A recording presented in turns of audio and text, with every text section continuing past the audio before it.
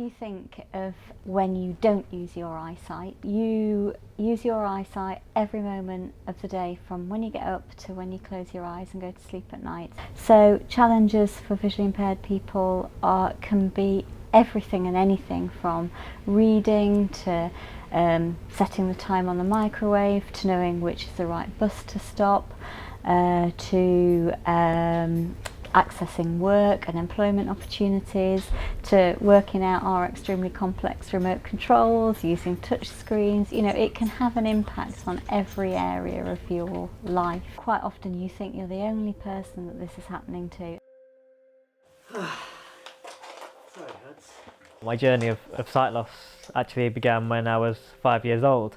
I woke up one morning to find that my left knee was completely locked at a 90-degree angle, and it was swollen to twice the size, and I had no movement in it. And I was soon diagnosed with juvenile chronic arthritis. A year later, that inflammation from the back of the knee actually moved to the back of my eyes, and I was left with a condition called uveitis.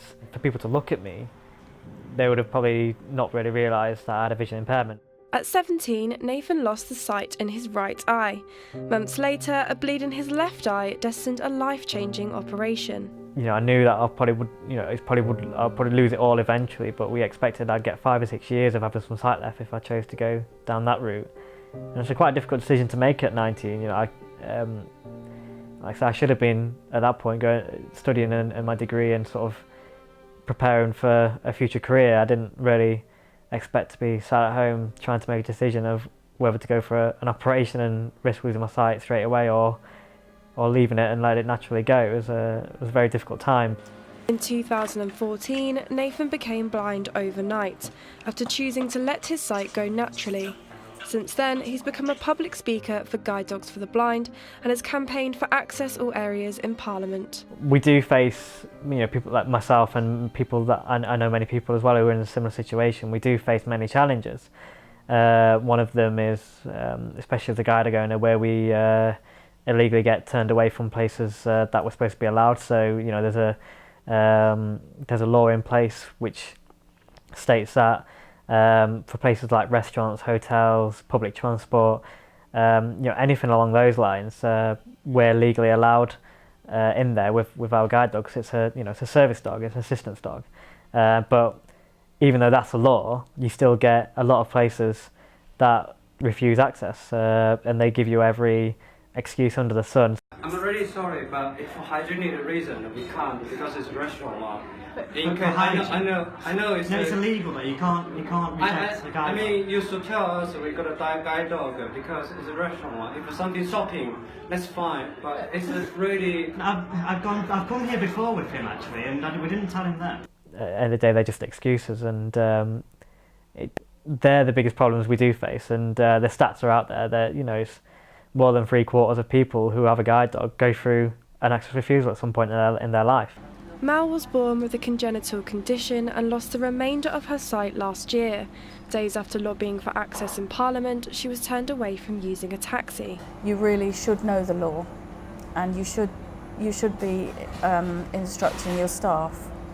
So it does kind of make me quite angry inside, and it's quite difficult to then say, you know, be calm and just say, well, it is a guide dog and he is allowed here by law. And often that is enough, and people will go away and talk to the manager and all is fine, you know, but you'll occasionally get the ones that just won't listen to you. And, you know, we have cards to prove that our animals are registered assistance dogs. And it's when people won't look at those cards even, that really makes me quite cross. The biggest challenge that I face on a daily basis is people's attitudes. They presume that because I'm blind I can't do X, Y and Z, or they presume that because I'm blind they need to speak very loudly and very slowly to me, or even use a tone that they would normally use for a 5-year-old. But there are lots of lovely people out there as well. There's a lady who she sort of cleans and litter picks the tram. I think she just sort of gets on, does a sweep through and tidies up, and then gets off at the next stop. And bless her, she every day now She waits at the tram when she gets on my tram, so that she can just help me find a seat. Okay, people talking, wind, water back there. This terrain is the average Wednesday for the Sheffield Visually Impaired Walking Group, who aim to boost the confidence of people with sight loss. The only advantage is having a free bus pass. Because I've got a visual impairment and I'm registered blind, I get the knotted feeling in your stomach and cramping and quite nervous. It's not a good thing that you're visually impaired. You're better off losing a limb and losing your sight. That's the way I look at it. I prefer to have a arm or a leg missing than having my sight missing. Misconceptions can create barriers to participation in leisure activities. This percentage, third of us are visually impaired. They'll say, well, we haven't got a lift. And I says, no, that's all right. Well, you know, some of the rooms are on the second floor. I says, just, we can walk upstairs. We don't have that problem. But I think when they think of disability, they think wheelchair disability more than, you know, that your sight. You only actually need to know where you're going and not where to put, you know, sort of how to walk. The group trekked 8 miles around the Peak District.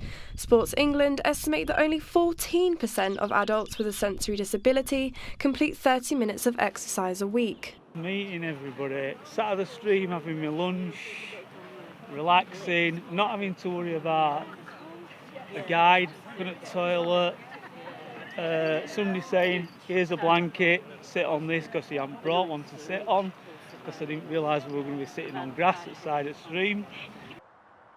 In November 2000, Nettie woke up unable to see out of her left eye. 4 weeks later, she lost the sight in her right eye and now has light and dark perceptions. Before rediscovering her love for running, Nettie found exercising without a guide challenging. I've lost nearly 4 stone. I was very unfit. I didn't even want to walk to the bus stop to get a bus. I was really, really unfit. And although I was doing the gym, I wasn't getting on with the treadmill. I just didn't find it natural. I was on the bars and I was really clumsy, and we've got like 2 left feet. And despite her fears, Nettie completed the London Marathon. I was shaking like a leaf. I thought, I'm going to fall over on my face, I'm going to look stupid, I'm going to run into people. And just to get out there in the crowd, people. I used to hate crowds. People walk into your guide dog. People walk into Zola. And it's like, I'm sure it's me who can't see. And no offence, but it's a lot of people, and they say they're texting and they just walk straight into me or my dog. So I think you need to be aware where you're walking. A tether is held by Nettie and her guide, who is essential to her completing the course. The English athletics rules that the guide goes free. Now, I have to explain this a lot to a lot of the race organisers. No, my guide does not pay. That's like you charging me to take a guide dog in somewhere. The guide doesn't pay. With varying degrees of sight loss, people adopt different strategies in order to overcome life's obstacles. Knowing the challenges blindness creates may help sighted people understand what blind people face each day. People cheering you, oh, you love it when people cheering you. Oh, it's electric, it's amazing. And the feeling you get from running as well. I'm really proud, I'm very proud to get this one.